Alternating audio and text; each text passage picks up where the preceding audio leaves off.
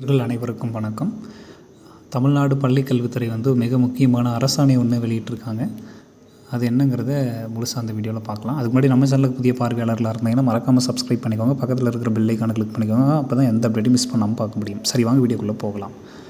அது என்ன அப்படின்னு பார்த்தீங்கன்னா, 3 சிறப்பு டெட் தேர்வுகளை நடத்த அனுமதி கொடுத்து தமிழக அரசு அரசாணை வெளியிட்டிருக்காங்க.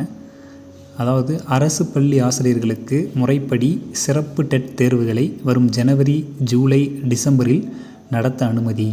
தமிழகத்தில் உள்ள அரசு பள்ளிகளில் சிறப்பு டெட் தேர்வுகளை நடத்த ஆசிரியர் தேர்வு வாரிய தலைவருக்கு அனுமதி தந்து அதற்கான அரசாணையை வெளியிட்டிருக்கிறது பள்ளிக்கல்வித்துறை.